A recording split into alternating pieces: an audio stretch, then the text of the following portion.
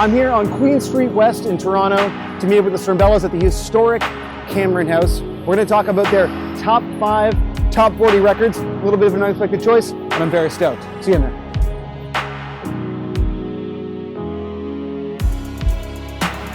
Simon and Dave, thank you so much for joining me here at the Cameron House to talk about Miley Cyrus. We're just going to talk about Miley Cyrus. The whole time. The entire time, that's it. I'm ignoring the rest of these records. Okay, fair enough. When we were looking for a place to chat, you suggested the Cameron House because of the history that you guys have here of doing residencies.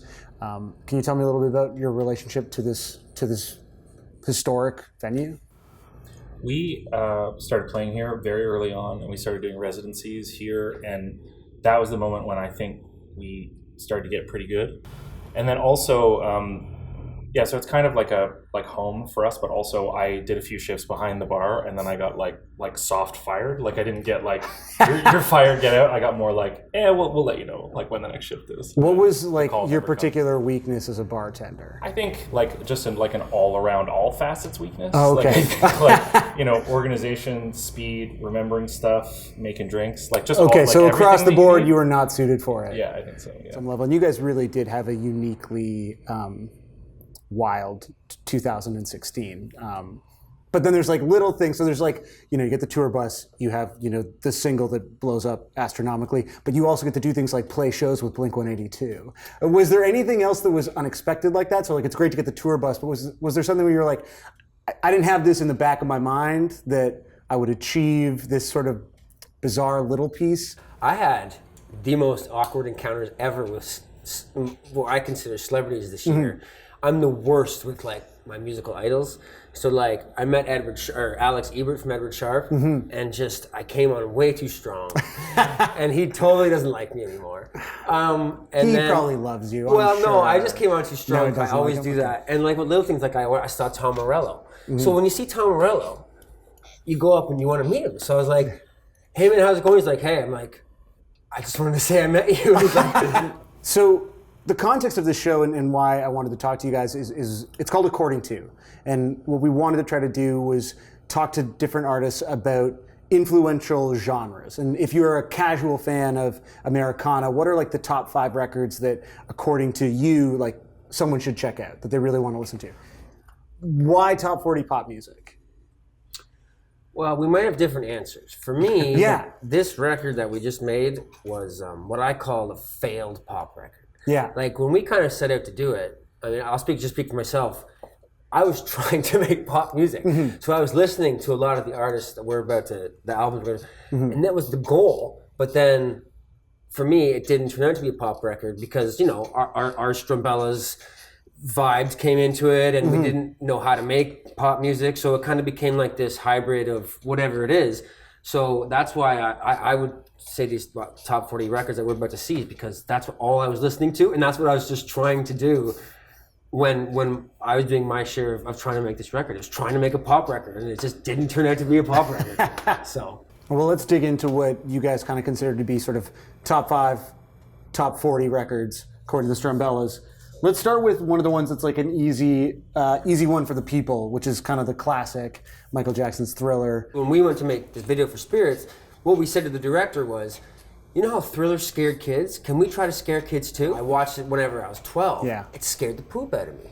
My son's almost 6, and I feel like at 6 is the age where you force him to sit in a dark room and watch a Thriller video. Yeah.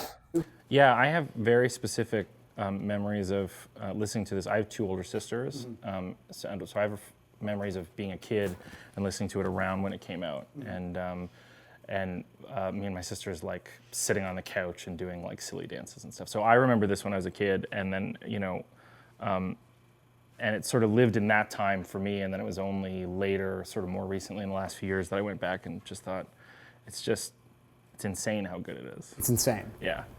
I do have a friend who argues that Bad is the superior album, which I think is insane. But there are more number ones, I think, on Bad than there are on Thriller. Yeah, but that's like saying, George is your favorite Beatle. Like, there's lots of like fun contrarian arguments, and it's like fun to hold those positions, but it's not It's just it's like not true. Or No, not George is not real. your favorite Dude, Beatle. you opened a can of worms. Keep it cool. Specifically around bad or specifically around George? Bad. No, bad. Okay. Wait, hold on. What's your bad opinion? Is there more? Is there No, depth there's to not. that? Next, or you're just- gonna say "Born to Run's" not the best Bruce Springsteen. I'm a real good record is a good he just he knows he can rile me up by telling me that like Revolver isn't any good or something, and I'll start getting real like, well, what even I start getting real sort of uptight about that kind of stuff. All I said was that no Beatles record is a 10 out of 10. They're a 9.9, Right. but no record has ever been made that's a 10 out of 10. Okay, so you unlike- don't consider Right, anything to be a right, 10 Wait, out of 10. unlike Weezer's Blue album, which is a 10 out of 10. Weezer's Blue Album is a 9.7. No, It's now like- he's he's dialing now it back he's- as their now camera's he's on. dialing Yeah. it back. Yeah. I want to switch right to the sort of opposite end of it, which is this used version, this $7.99 used version of Miley. good price. Is it? Yeah, I think so. Okay. Yeah. Miley Cyrus's Bangers. I mean, I'll let Simon. This is sort of this is where Simon lives. Yeah.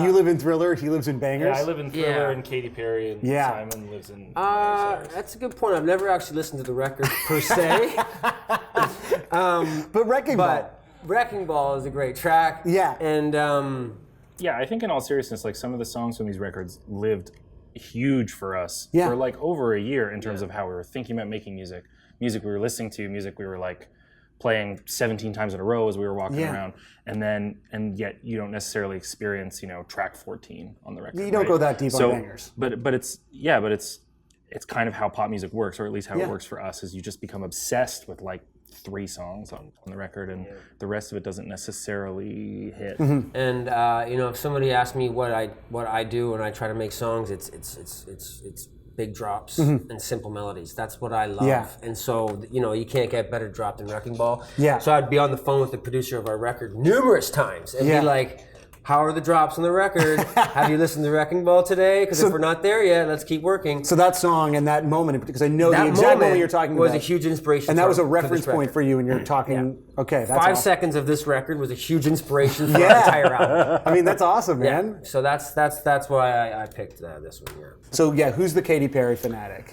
That's me. So Tell me about this record for you. So we often, everyone in the band, there's 6 of us, and we have very diverse musical opinions, and so I'm always showing up for Katy Perry, and in particular this record, although the next one is great too. I mean, I just basically think this is the best sort of 2010s pop record out there. Like you said, the 5 #1 singles, and they're all amazing. They're incredible. So yeah, this is the record that really kind of got me nerding out about producers like Dr. Luke, and like learning the whole like Max Martin tree and all of his like sub disciples and what they're all doing. And so I'm still just wowed by the production on Teenage Dream and stuff like that. But Simon really likes Firework. That's like a big track. That's for like you. we have. This is a big not fight, but disagreement between us. I don't like California Girls. Oh, Like I literally don't like the song. It took me And a while to that's come no around on Katy disrespect Perry. to I'll be Katy honest. Perry Yeah, and the songwriters behind it. Like I think Katy Perry's amazing and the Yeah. songwriting is amazing. But like Fireworks and California Girls, it's just like this. It's just not even. Like Teenage Dream is like the signature song for me. It's also like, it's very sonically interesting if you get into it. This is where Simon is like, oh, you nerd. But it's like, it's very interesting how the chords work in that song. They like never quite, it's always sort of suspended. It never quite hits the root note. It's like a very strange song when you get into it, which is kind of like Dr. Luke's like thing, is that he can make a pop song that's as straight ahead as they get, but it's still, he's just like sneaks weird songs. there's something unexpected. Okay, let's move on to another Max Martin, or I think Max Martin is maybe only on one song on this maybe, but Robin's Body Talk. Call Your Girlfriend or Dancing on My Own. In my mind, those are the 2 biggest bangers. And Call Your Girlfriend for sure for me. Yeah. Yeah, I'm Dancing on My Own, but I know that that's a bit of a like, George is my favorite Beatle kind of pick. No, Dancing on My Own is a jam, man. Yeah, It's good. It's not bad. If you said like Fembot, that would be the George pick or the Ringo pick, I think. Well, but Fembots is cool. Like, the other thing about Robin is that she's a feminist and not in a low key way. Like, it's also, she's able to make pop that's political but still bangs, as hard as anybody. So that is very impressive as well. Killer video for Yes. Call My Hell Car yes. Girlfriend. Okay, let's talk about the last one here. We started this off by talking about the sort of increased pitchfork acceptance of pop music, and this is an interesting one to me because Taylor Swift 1989, huge record. Pitchfork only reviewed it when Ryan Adams did the cover album, and that was sort of the beginning of the end. Right. So, can you tell me a little bit about this record and your relationship with it? Because I think everyone has some sort of feeling about this album.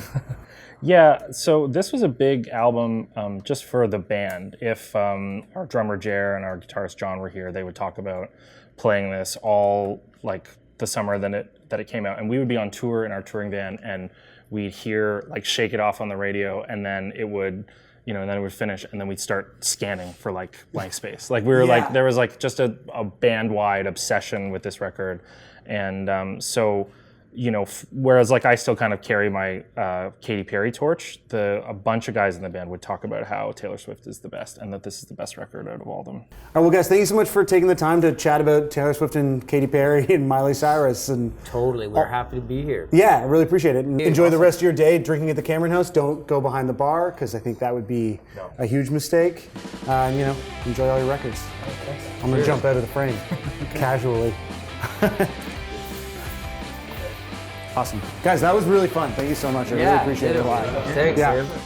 And that's a dream. Tour bus? Like, come on. That just changed everything for us. Like, you sleep through the night, and you don't have to sit in a van for 14 hours a day like this to play a show at night. Like, you just lie in your bunk. I did see a great photo, I think, on your Facebook, though, of like you guys bunking together, like it's just still wanting to be close. That was a natural evolution. Yeah. So that was like training wheels. Eventually, you got your own bunks. We and you started moved in on. separate bunks, but then one night Dave and I just kind of looked at each other and said, I don't know. Yeah. Are you cold? Yeah, I'm cold.